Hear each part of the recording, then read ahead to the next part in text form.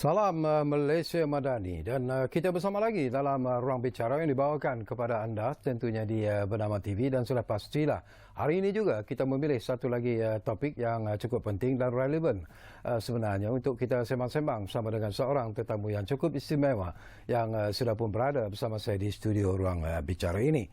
Dan mungkin kenapa kita memilih topik yang menarik ini iaitu monopoli touch and go. Bagaimana kita selepas ini? Ini ekoran daripada kenyataan yang telah pun dikeluarkan oleh Yang Amat Berhormat Perdana Menteri bahawa kerajaan tidak menolak kemungkinan akan meneliti kembali monopoli sistem pembayaran touch and go di negara ini. Perdana Menteri juga turut menyatakan bahawa ia berikutan wujud permasalahan yang sering dibangkitkan membabitkan sistem berkenaan. Touch and Go dikatakan telah pun beroperasi lebih daripada 2 dekad iaitu 20 tahun tetapi tidak ada progres ataupun ditambah baik di dalam sistem mereka. Dan dianggarkan terdapat lebih 20 juta kad Touch and Go dalam edaran yang mewakili hampir 91% transaksi di 31 lebuh raya di seluruh negara. Jadi inilah topik yang saya kira cukup menarik dan penting sebenarnya. Baiklah, izinkan saya memperkenalkan tetamu yang sudah pun berada bersama saya di studio ruang bicara ini. Kita mengucapkan jutaan terima kasih dan juga selamat datang buat pertama kalinya kepada kepada Dr. Ong Zi Chin yang merupakan pakar perundangan e-commerce dan juga merupakan pensyarah kanan di Fakulti Undang-Undang Universiti Malaya. Jadi Dr. Zi Chin, apa khabar? Khabar baik, terima kasih atas jemputan. Dan ini pertama kali doktor bersama kami di ruang bicara ini Okey, kepada anda yang sedang bersama kami ketika ini, seperti biasalah anda juga sebenarnya kami memberi peluang dan juga ruang sekiranya ada persoalan yang ingin anda kongsikan ataupun anda juga mungkin ingin memberi komen. Jadi jangan lupa 2 talian kami sediakan kepada anda di 0326979767 dan juga 0326979768. Baik, mungkin seperti yang saya sebut di awal tadilah, kalau kita nak lihat Dr. Zi Chin tentang sejarah Touch and Go itu sendiri mempunyai sesuatu sejarah yang cukup panjang sebenarnya. Mungkin boleh kita berkongsi dengan doktor sendirilah tentang sejarah kewujudan Touch and Go ini. Okey, sejarah dia kita dari 1997. So masa tu negara kita nak inginkan suatu sistem elektronik operasi untuk lebuh raya. So itu bermula dengan Touch and Go. So the Touch and Go sebab masa itu saya rasanya keadaan menjadi sekarang adalah masa itu memerlukan kos yang tinggi untuk menghasilkan teknologi yang untuk sesuai untuk kegunaan. So masih ingat kan 20 tahun lepas ni 1997, so kita ada baru satu lolong Touch and Go kan. So lepas tu dia berkembang kepada banyak tour, lepas tu dia tukar tetapi mengapa kemajuan teknologi itu tidak bergerak ke depan. So mengapa amat perlahan dia. So dia masalah dia adalah disebabkan juga monopoli. Monopoli pasaran. So sebab untuk kebanyakan infrastruktur ataupun utility yang untuk kegunaan awam sejakap dan juga untuk public utilities, to public good lah maksudnya untuk orang awam tu perlukan pada masa itu perlukan kos yang tinggi. So pada masa itu tidaklah mungkin untuk membuka pasaran kepada semua yang minat dalam operasi sistem begitu. When you mention about kemajuan teknologi itu sendiri, di mana perkara yang perlu sebenarnya dilihat lebih awal lagi oleh Touch and Go kalau ingin memberikan satu kemajuan teknologi yang betul-betul efektif kepada pengguna? Biasanya kita nampak macam ada untuk obligasi untuk pengangkutan awam atau kegunaan awam, adanya masa kerajaan rasa sesuainya untuk membeli konsesi. Right? Masa konsesi maksudnya dalam jangka 5 tahun ni, so you ada langkah-langkah dan juga goal yang akan diselesaikan. So masa itu untuk kemudahan awam. So saya rasa sebenarnya open tender tu memang dah bagus. Dia akan menghasilkan satu persaingan antara dalam tender. Buka tender tu. So kita akan membeli tender tu kepada yang cadangannya bagus dan inovasi. Saya rasanya biasanya dalam konsesi kerajaan semua 3 dan 5 tahun. Sepatutnya kita ada rangka kerja dan mana berapa banyak yang digunakan untuk research dan development, untuk kemajuan teknologi. So sepatutnya itu ada. Tetapi dah 20 dekad kan, dah 20 tahun, dah 2 dekad. So itulah yang menyapat sebab tak ada persaingan. So yang kontrol keseluruhan pasaran. So tak perlulah I nak tak ada insentif untuk saya untuk innovate, untuk menghasilkan teknologi yang baru. Untuk kalau ada persaingan, you ada syarikat yang lain, right, untuk bersaing dalam teknologi electronic payment ni kan. So dia akan keluarkan hasil untuk R&D, research and development. Adakah itu yang menyebabkan berlaku kesesakan di tol yang ada di negara itu? Utamanya ialah bila kita nak sambut hari perayaan itu yang membimbangkan pengguna jalan raya sebenarnya. Walaupun mereka ataupun kita ada touch and go, kita ada smart tag, kita ada sekarang ini RFID, tapi kenapa kesesakan masih berlaku? Terutamanya di tol-tol. Sebenarnya mereka semua adalah terpulang kepada dia adalah touch and go. So smart tag juga kepunyaan touch and go, RFID juga kepunyaan touch and go. So sekarang touch and go ada e-wallet, ada e-payment, yang mereka saya kata meluaskan pasaran kepada segmen-segmen yang lain.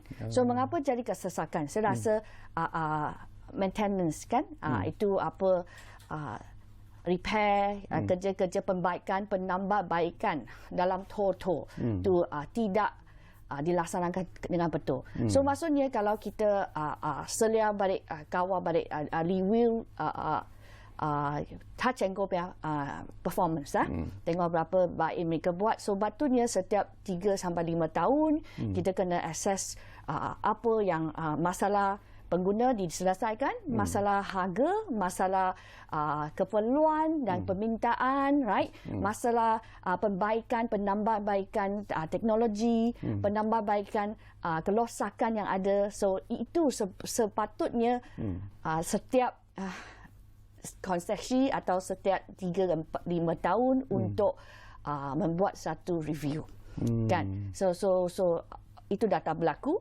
kan? So, masalah sekarang adalah mengapa mereka boleh mencari monopoli, right?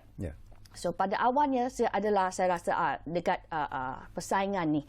So persaingan monopoli ni agak teknikal sikit dah. Dia merupakan satu natural monopoli yang semula jadi.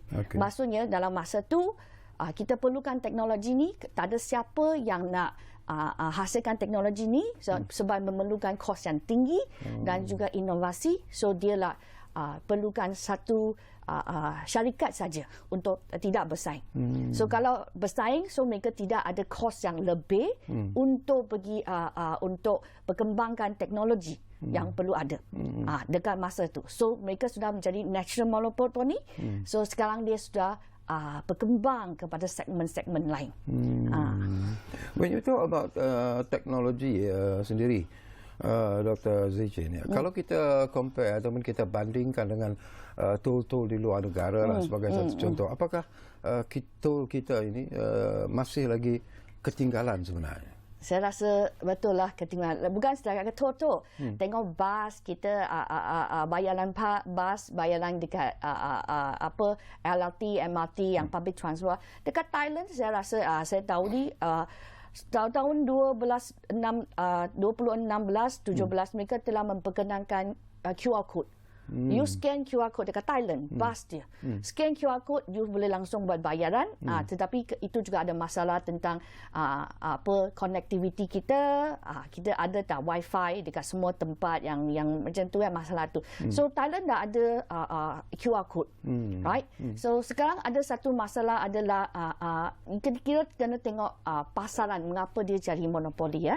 So Touch 'n Go ni dia adalah lebih ada kebaikan daripada struktur pasaran dia. Okay. So struktur pasaran termasuk dia kita dekat teori-teori persaingan lah. Katanya economy of scale, economy of scope and network effect.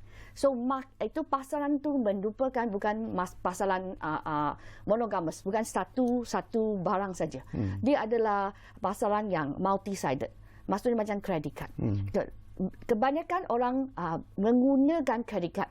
So dan kebanyakan merchant ataupun perniagaan terima credit card atau Touch 'n Go, ramai yang guna, pasaran tu akan menjadi sticky. You akan di lock in sebab ke mana-mana saja, pergi parking pakai Touch 'n Go, pergi public transport pakai Touch 'n Go, pergi highway Touch 'n Go. Lebih senang saya ada Touch 'n Go daripada ada guna apps yang lain atau guna kad-kad yang lain sebab tempat yang terima tu kurang. Lebih orang guna, so lebih di pasaran dua belah kita panggil dia, multi-sided, dua belah market. So dua belah maksudnya pengguna yang memilih untuk memakai ni sebab kita tak ada pilihan dari utamanya. So kedua perniagaan, shopping, parking, utility, public transport, dia juga memilih untuk menggunakan Touch 'n Go. So dia dua-dua belah. So sebelah pengguna ni ramai yang berguna, semakin besar, dia akan lebih ramai perniagaan akan terima Touch 'n Go. So itu kadang kita ada panggil dia dalam teori-teori persaingan adalah network effect. So kesan-kesan network. So kesan-kesan network dia akan tertalik tau. Dia akan macam mengikat. Kedua-dua belah diikat. So kalau you kata kita nak hasilkan satu teknologi yang baru atau company syarikat yang baru untuk bersaing dengan Touch 'n Go. So kalaulah kita buka kan sekarang Menteri Pengangkutan mengata yang LRT MRT line baru, mereka akan adakan open payment system. Maksudnya you boleh bayar dengan debit card semua. Kalau bayangkan yang hanya 2 line guna boleh pakai debit card. Yang lain-lain kalau you masuk Kuala Lumpur, line yang lain guna Touch 'n Go juga. So apa yang menyenangkan? Apa pengguna akan buat? Pengguna akan pilih yang satu sistem untuk semua boleh pakai. Kan? Itulah masalah dia jadi pasaran, keadaan pasaran lu sudah jadi saling berkait dan susah nak dipecahkan. Okey, saya nak petik daripada apa yang disebut oleh Yang Berhormat Perdana Menteri lah. Dia mengatakan bahawa Touch 'n Go telah pun beroperasi lebih daripada 2 dekad, more than 20 years lah. Tetapi tidak ada progres ataupun ditambah baik dalam sistem. Bila kita sebut tentang sistem, selain daripada apa yang doktor sebut tadi, apa lagi sistem yang mungkin perlu dilihat secara serius oleh Touch 'n Go kalau mereka masih lagi menjadi monopoli dalam perkara ini? Sebenarnya mereka baru-baru ni, mereka ada banyak kemajuan. Maksudnya mereka bukan setakat dalam itu jalan raya, mereka telah pergi kepada wallet. So rasakan sekarang ada masalah sekarang adalah interoperasi. Interoperasi maksudnya so dia dah dan juga kos yang untuk menaik taraf atau sebab kan kita punya lebuh raya kan, dia dah letakkan mesin yang boleh baca, yang RFID yang boleh baca kod tu, dan Touch 'n Go yang boleh baca kod tu, right? So dia kalau yang kos yang memasang facility adakah mereka setelah untung balik, dapat keuntungan In balik. terms of profit. In terms of profitability. So kalau itu mereka itu kata dah fixed cost. Kalau mereka keluar dari pasaran tu, maksudnya buanglah teknologi yang ada tu. Right? So adakah mereka boleh dapat keuntungan balik? Kalau tak dapat keuntungan balik, mereka tidak akan innovate, tidak akan pergi kepada sistem yang baru. Sebab ini memang macam bisnes kan, buat perniagaan.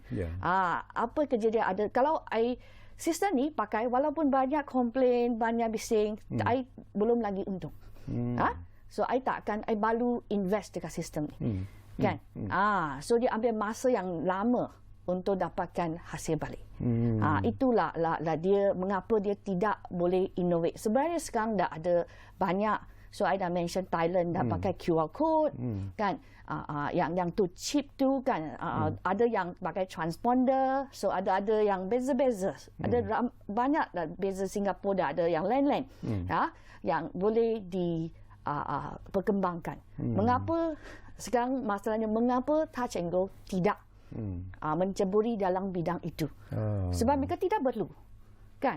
You harus juga pakai Touch 'n Go. Ya, tak ada pilihan. Tak perlu. Tak ada kemampuan, tak ada persaingan, tak ada insentif untuk inovasi. So itulah masalah dia. When you mention about inovasi, ini pun sesuatu yang cukup penting sebenarnya, Dr. Ong Zee Chin. Kalau kita lihat, ialah walaupun Touch 'n Go memperkenalkan apa yang disebut sebagai smart tag, kemudian memperkenalkan juga RFID, tapi kita lihat bahawa sistem itu sebenarnya tidak berlaku seperti apa yang diharapkan. Ada kereta yang terperangkap di tow kan, tak dapat detect the so-called dia punya sistem untuk buka dia punya gate dan sebagainya. Tidakkah mereka melihat bahawa ini sesuatu yang perlu sebenarnya diberi perhatian yang cukup serius dalam usaha untuk mensejahterakan pengguna-pengguna lebuh raya khususnya lah? Memang bagi kegunaan pengguna, bagi penggunaan jalan raya itu memang perlu. Tapi untuk pandangan syarikat, itulah masalah monopoli. Kalau saya masalah monopoli, saya tak perlulah keluarkan duit lebih untuk teknologi perkembangan. Sebab you tak ada pilihan. You tak akan pergi pilih sistem bayaran yang lain. So you tetap kena pakai. Walaupun I punya sistem tak naik taraf. So respon saya kepada aduan-aduan pengguna, kepada orang awam sangat teruk. Tetapi tak perlu. Sebab you akan pakai juga. You harus pakai. Sebab mereka sudah menguasai dan monopoli di pasaran-pasaran tertentu. Itulah masalah dia. Sebenarnya mereka patut. So ada berapa, kalau dia bayangkan ada satu obligasi untuk pengangkutan awam dan kegunaan awam, sepatutnya mereka harus membuatkan perjalanan lebih lancar, sistem lebih bagus. So untuk kebaikan semua, kebaikan awam. Tetapi kalau syarikatlah persendirian, so mereka apa yang penting adalah saya dapat keuntungan kan. Saya tak perlulah naik taraf, tak perlulah buat inovasi sebab tak ada persaingan. Itu masalah dia. Okey, kita akan sambung lagi doktor, tapi seperti biasalah kita akan berehat dulu buat seketika. Jadi sekurang-kurangnya doktor pun boleh minum-minum dulu. Dan kepada anda saya ingatkan lagi, kalau anda juga mungkin ingin berkongsi pandangan dan juga pendapat berkaitan dengan isu yang kita bincangkan hari ini di ruang bicara ini, jangan lupa guna dua talian yang kami sediakan kepada anda, 03-2697-9767 dan juga 03-2697-9768. Kita rehat dan kembali semula sebentar lagi. Ruang bicara tentunya bernama TV. Kita jumpa lagi.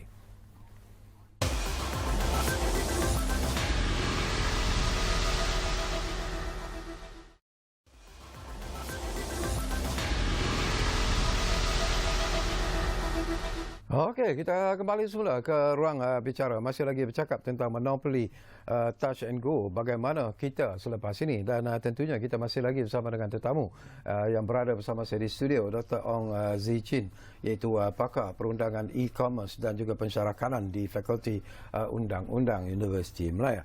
Baik, tadi kita sembang-sembanglah. Ini mungkin merupakan satu isu yang bukan mudah sebenarnya untuk selesaikan dalam masa yang terdekat. Tetapi terfikir tadi kita pun sebut juga tentang mungkin syarikat-syarikat yang terlibat, terutamanya seperti apa yang berlaku dengan apa yang sedang kita sebut sekarang ini tentang touch and go ini. Barangkali kita juga kena memikirkan tentang apa yang doktor sebut tentang obligasi awam itu sendiri. Apa yang doktor maksudkan sebenarnya, Dok? So obligasi awam maksudnya macam pengangkutan kan atau utility, pembekalan air, pembekalan elektrik itu harus dah di monopolikan. Mengapa? Sebab mereka tak akan kalau syarikat swasta, mereka tidak akan membekalkan perkhidmatan-perkhidmatan ni untuk tempat-tempat yang kampung kan, yang pendalaman jauh.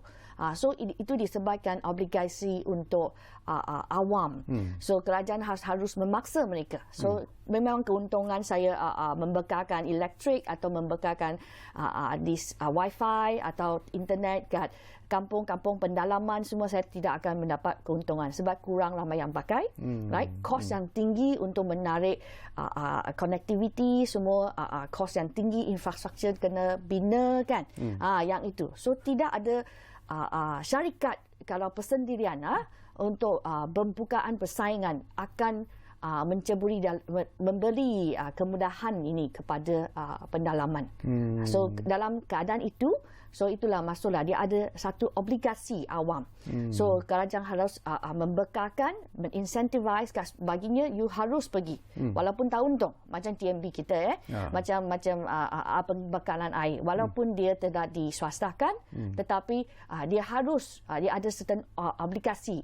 Tempat-tempat mana orang ramai berapa, populasi berapa mesti dibekalkan dengan kemudahan-kemudahan awam yang diperlukan. Satu lagi aspek juga yang saya nak dapat pandangan doktor lah.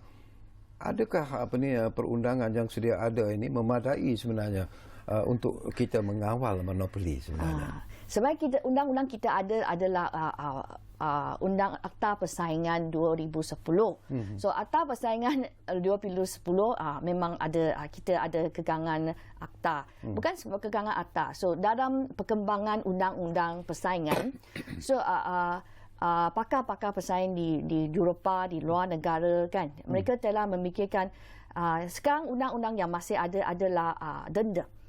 So memberi penalti kan, denda. So fikir kalau denda dia tak akan membaiki keadaan pasaran. So denda kalau syarikat yang beruntungan banyak tu, denda dia 10%, dia kata tak apalah saya bayar macam token macam lesen saya harus untung saya bayar lesen. Okey.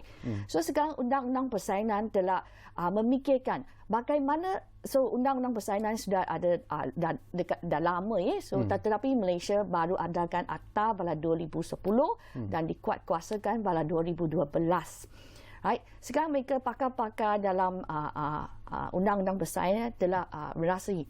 So walaupun kita ada undang-undang yang ada menyekat tingkah laku yang katanya anti monopoli.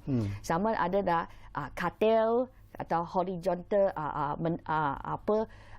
kelakuan menegak atau melintang untuk mengawal amalan perniagaan yang anti persaingan itu, melanggar persaingan, tetapi tidak berkesan. Sebab pasaran itu dia tak boleh sebab dah monopoli, dah oligopoli, dia tidak boleh membaiki sendiri. So apa yang perlu dibuat? So maksudnya intervensi kerajaan.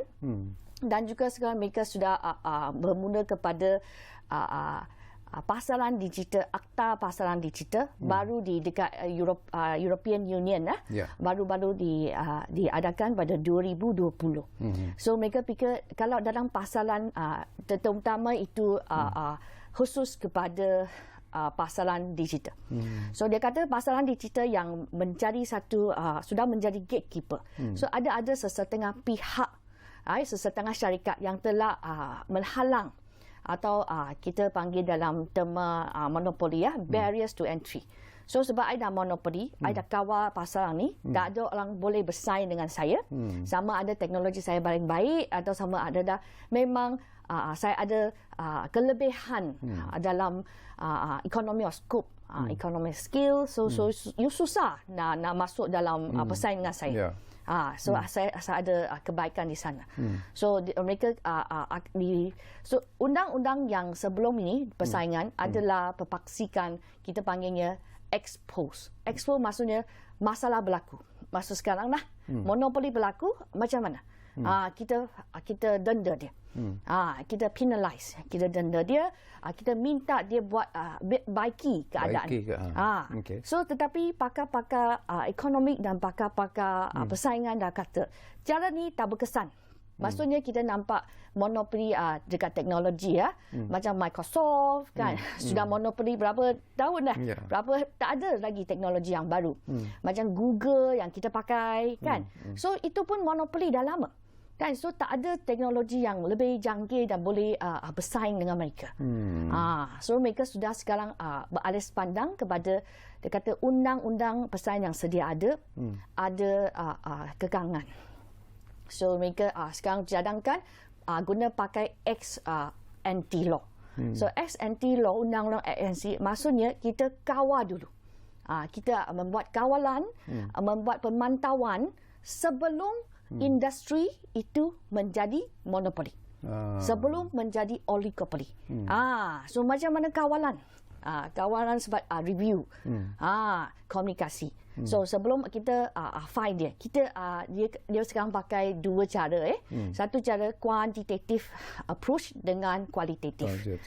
Kualitatif maksudnya mereka berasakan industri ini disebabkan perlukan teknologi yang tinggi, pelaburan dalam teknologi R&D yang banyak. So dalam 3 ke 5 tahun mereka akan menjadi monopoli. Kalau dekat pandangan itu, so mereka ada kriteria untuk assess bagaimana industri ini akan dijadikan sebagai monopoli atau oligopoli. So mereka kawal dulu. Membuat mereka adakan satu council digital committee, digital market committee dekat Eropah. So mereka sediakan observatory. Observatory committee they observe apa yang dilakukan oleh syarikat-syarikat besar begini yang perpaksikan teknologi, apa tinggal laku mereka. Okey, kalau kita lihat daripada apa yang dinikmati oleh Touch 'n Go yang memonopoli sistem yang ada sekarang ini lah, bila kita bercakap tentang lebuh raya, Touch 'n Go dan sebagainya. Tetapi daripada pandangan doktor sendirilah, secara peribadilah, apakah doktor melihat bahawa untuk mewujudkan satu persaingan untuk memecahkan monopoli yang dikuasai oleh Touch 'n Go itu bukanlah sesuatu yang mudah sebenarnya. Macam doktor sebut tadi, memerlukan satu teknologi, modal yang begitu besar dan sebagainya. Jadi apakah ini seolah-olah memberi jaminan bahawa mungkin apa yang dinikmati oleh Touch 'n Go memonopoli sistem ini akan berterusan dan akan berada untuk jangka masa yang panjang? Kalau you biarkan begitu, biarkan pasal yang begitu saja, dia memang akan monopoli. Tapi saat sekarang kerajaan dah terjamin untuk membuat semakan balik, untuk review balik. So sekarang ada intervensi kerajaan yang paling penting masa tu. So intervensi kerajaan boleh berapa langkah boleh dibuat. Sebenarnya boleh menjadikan macam tender. So kita sekarang dia sudah monopoli, kita tak boleh tak guna dia sudah. Tetapi kita sediakan obligasi tertentu. Maksudnya dalam 3 tahun you kena buat macam ni. So maksudnya berapa hasil daripada keuntungan harus dibuatkan kepada R&D. Sistem you, maintenance you, macam mana perbaikan dia. Kita sediakan obligasi yang harus dicapai dalam jangka masa berapa. Kalau tidak, kita kena incentivize. Sekarang masa ni kerajaan kena incentivize syarikat-syarikat lain yang nak mencemburi dalam bidang e-payment atau ni Touch 'n Go electronic operasi sistem bayaran ni untuk bersaing, dapat bersaing, memberi peluang dapat bersaing dengan Touch 'n Go. Maksudnya buka open tender bukan serta buka siapa-siapa yang nak buat boleh buat. Tapi you confident doktor bahawa ada syarikat-syarikat lain di luar sana yang mungkin boleh melakukan lebih baik daripada apa yang dilakukan oleh Touch 'n Go setakat ini? Itulah kita kata kerajaan kena memberi incentivize. Syarikat-syarikat memberi dana untuk perkembangan R&D, so memberi bantuan untuk membuka pasaran ni. So kalau sesiapa orang membuat bisnes. So kalau dia banding susahlah untuk Touch 'n Go ni, memang dia sudah monopoli. Mengapa saya nak mencemburi bidang tu? Mungkin saya tak akan dapat. Kan? So itulah kerajaan harus memberi rangka kerja jalan untuk syarikat-syarikat lain boleh dapat. So kita maksudnya adakah keadaan macam tu persaingan dalam pasaran. Pesaing untuk mendapatkan pasaran Touch 'n Go. Sebab kita kata sekarang kita buka tender, Touch 'n Go tak dapat capai ini, buka tender. So 3 tahun siapa-siapa yang syarikat yang boleh hantarlah tender, kan, kita lah review, kan, kita bagi yang tu. Kita kena kadang sekarang kita kena hasilkan persekitaran yang sesuai untuk persaingan. Keadaan sekarang memang dah monopoli, dah sticky, susah dah. So macam mana? So itu adalah satu yang agak susah, tapi ada cadangan dia. So kita boleh berapa cadangan untuk buka tender, so ataupun kita menyediakan rangka kerja atau minta Touch 'n Go.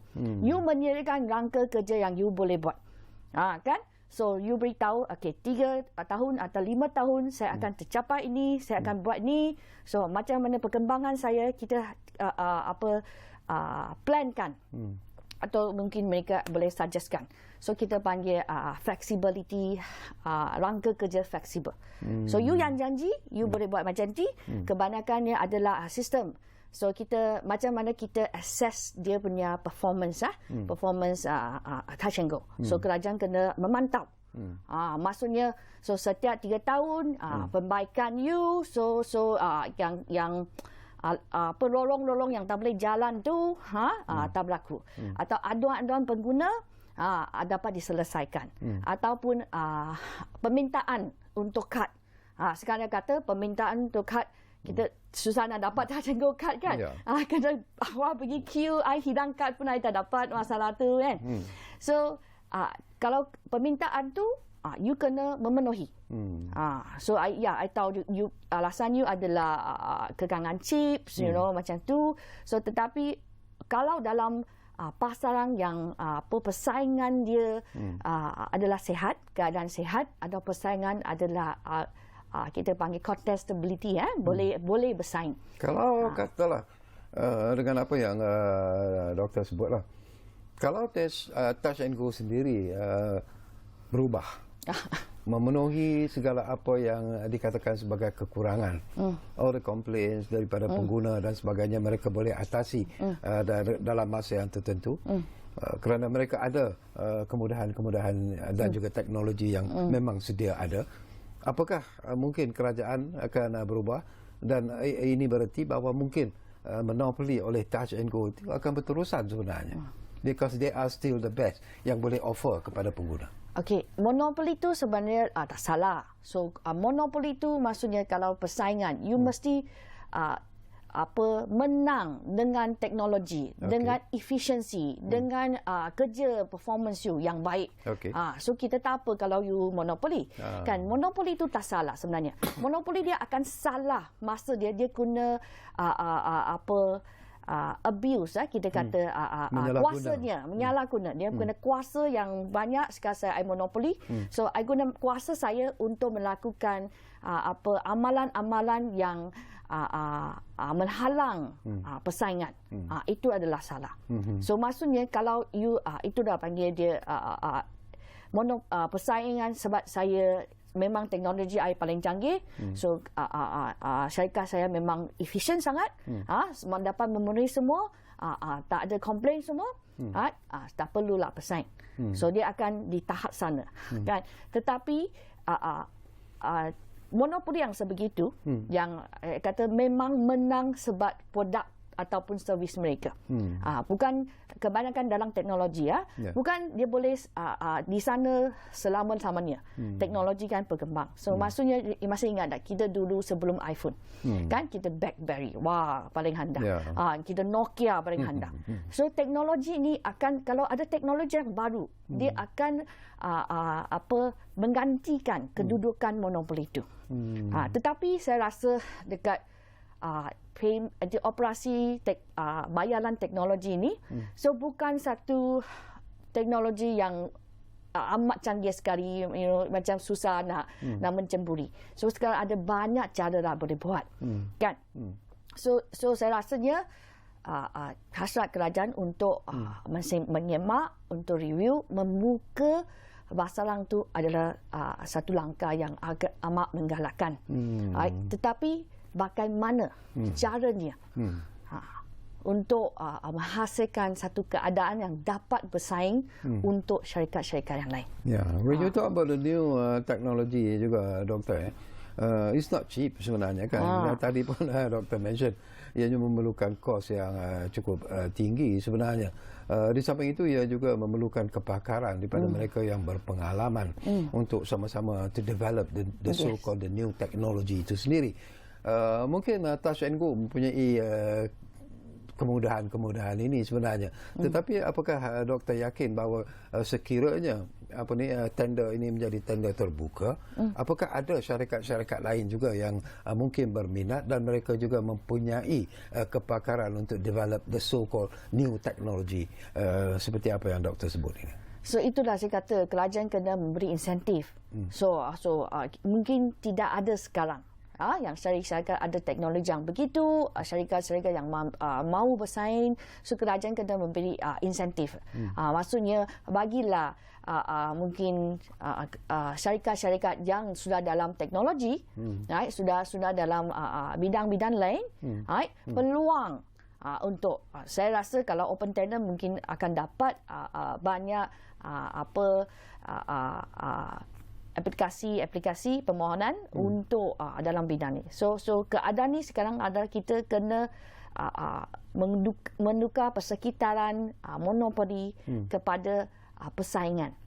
Setakat biar saja atau bagai dual line untuk open payment system, tak semestinya boleh memecah monopoli ini. Okey.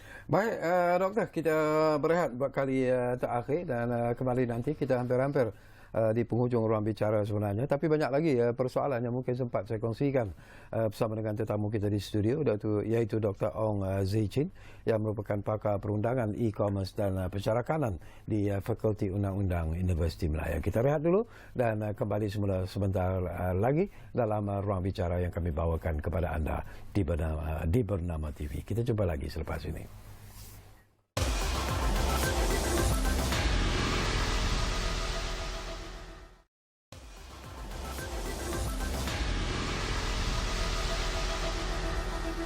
Okey, terima kasih banyak-banyak kalau anda masih lagi menumpukan perhatian bersama kami di ruang bicara ini.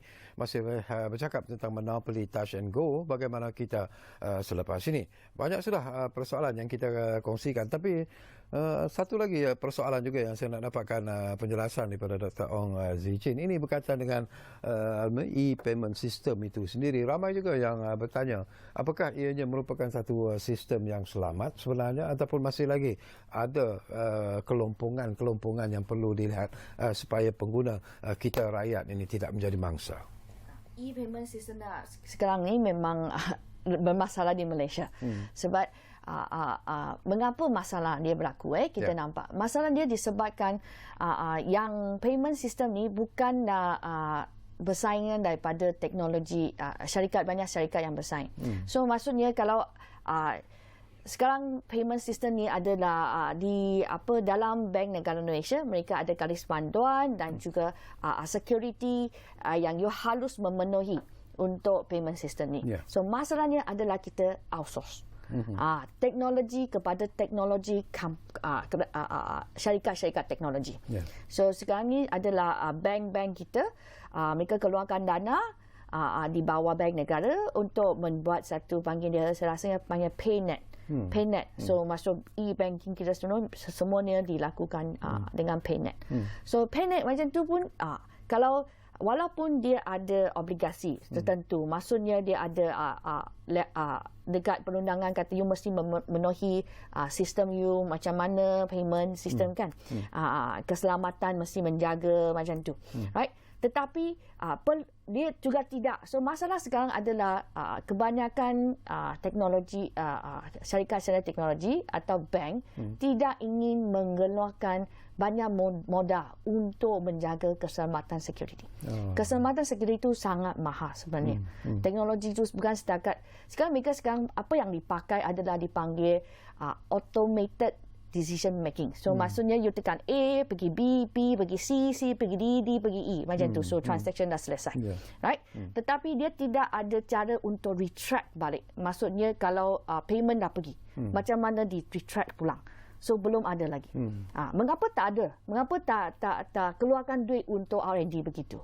Masalah dia sekarang kalau kita panggil automated decision making, so maksudnya AI untuk buat keputusan. So ini dah masuk OTP, dah masuk ni, dah masuk tu, so selesai. Right? So itu masalah juga ada satu, dia tak ada intervensi kemanusiaan. So kalaupun you lapor kepada polis, katanya I punya account atau lapor kepada bank so payment system saya telah ada salah guna. Right? Saya nak block saya nak stop transaksi ini. Sebenarnya dah boleh stop. Kan? Sebab dia tak ada cara untuk retract balik. Bukan sistem tak boleh lakukan, boleh. Kena ada cara. Sebab masa itulah R&D dah masuk dan banyak duit keluarkan untuk create software yang boleh berfungsi begitu saja. Kalau kita nak tukar, kan? So nak buat satu sistem yang baru macam mana? Dan juga semua ni perlu ada saya kata kita panggil intervensi kemanusiaan. Harus ada seorang di sana yang boleh tukar yang automated sistem tu. Masalah sekarang tu tak ada manusia yang boleh akan sistem tu dah develop macam ni, so tak ada boleh di tengah jalan menghalang atau retract balik. So bukan tak boleh berkembang teknologi tu, boleh. So ingin tak teknologi yang syarikat-syarikat ni untuk melabur untuk memastikan keselamatan security dijaga. So bagaimana boleh dibuat kerajaan, so kita memaksa. Kan ada kan undang-undang, so you memaksa you membuat begitu. Bagaimana kita kena semakan setiap 3 tahun 4 tahun semakan apa yang dilakukan dalam syarikat tertentu. Mereka ada tak memenuhi apa obligasi yang disenaraikan oleh kerajaan ketika.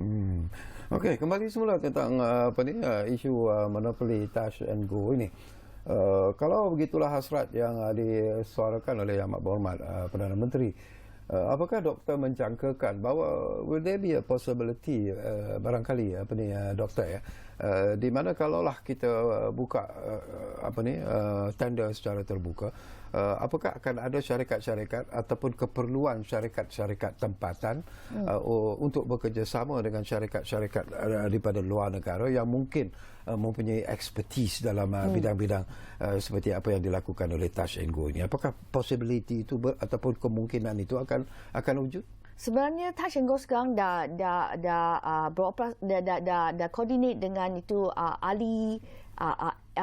Alibaba.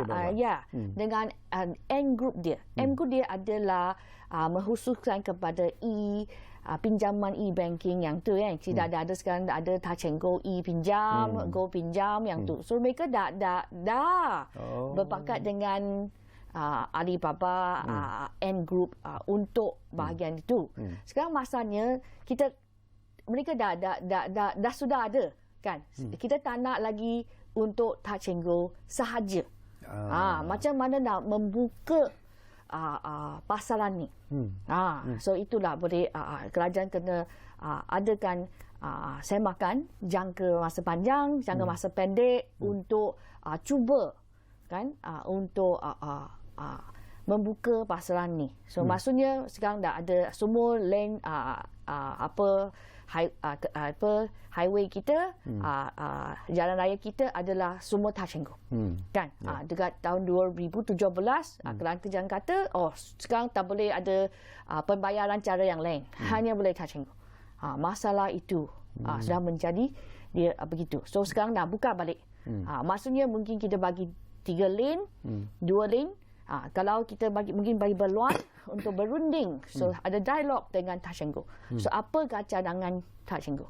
Apakah cadangan pelan tindakan touch and go yang boleh memenuhi permintaan pasaran dengan perkembangan yang efisien sekali. Kalau mereka tidak boleh melaksanakan, kita akan terbuka. Kita kena membuat keadaan itu dapat desain. So itu amalan memang amat sukar sekali.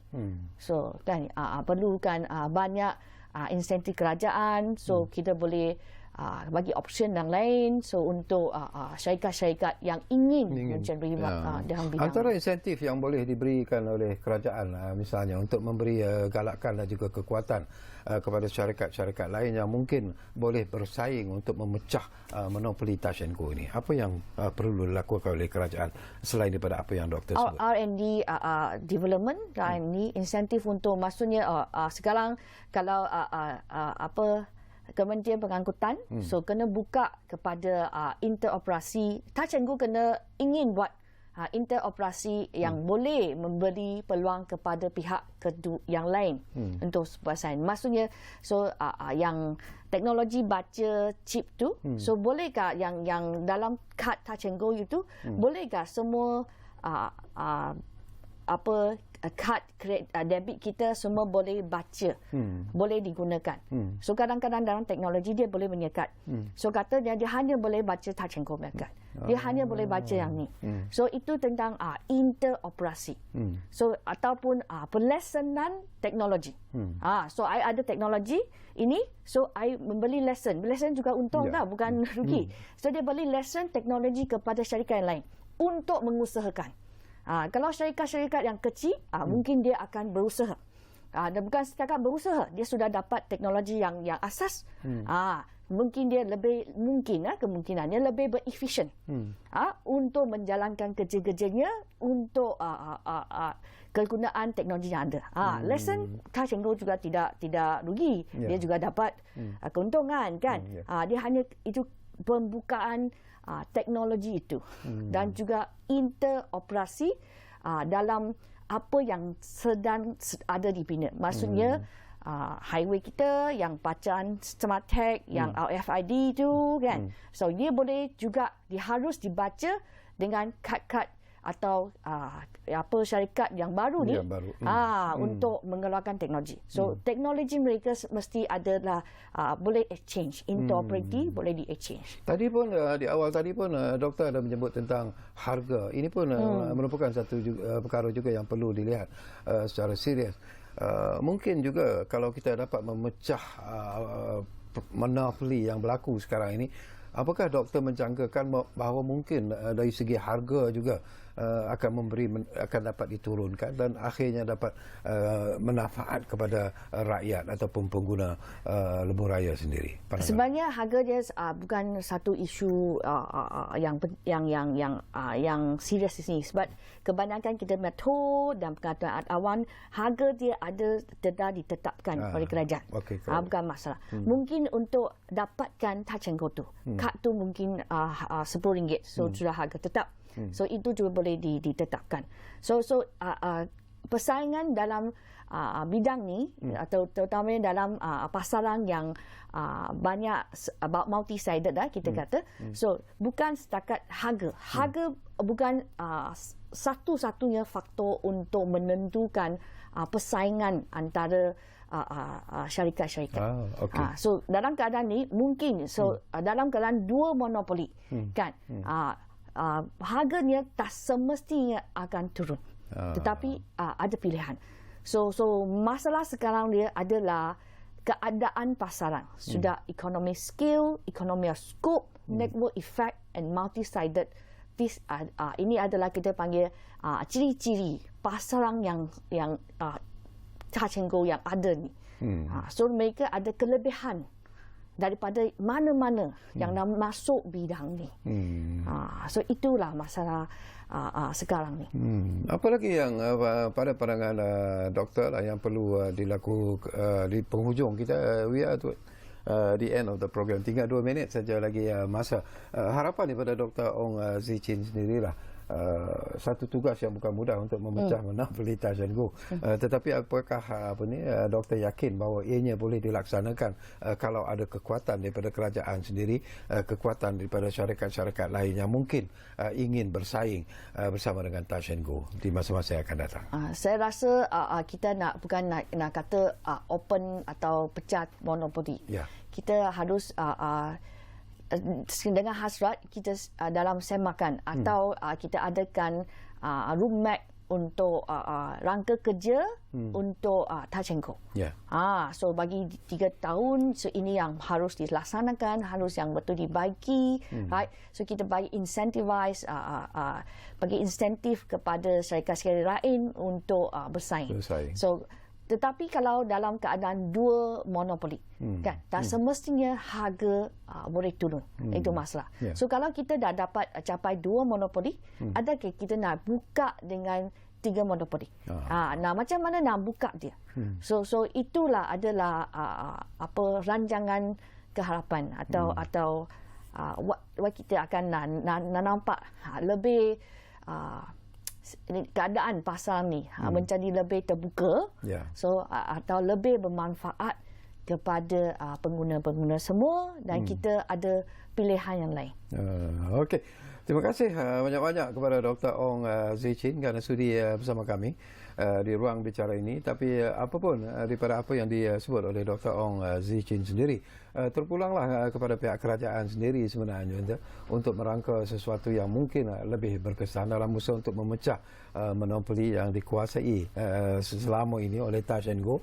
Tetapi ianya bukan satu tugas yang mudah sebenarnya kerana kita faham bahawa dalam sektor ekonomi ini untuk memecah sesuatu kedudukan monopoli itu adalah merupakan satu cabaran yang cukup hebat sebenarnya. Tetapi apapun daripada hasrat yang dilontarkan ataupun disuarakan oleh Yang Amat Berhormat Perdana Menteri, ianya merupakan sesuatu yang perlu diberi perhatian yang serius oleh semua pihak. Jadi terima kasih kepada anda yang menumpukan perhatian bersama kami di ruang bicara ini, dan seperti yang selalu kami janjikan kepada anda, ruang bicara akan terus berbicara bersama anda dari masa ke semasa. Kita jumpa lagi. Terima kasih.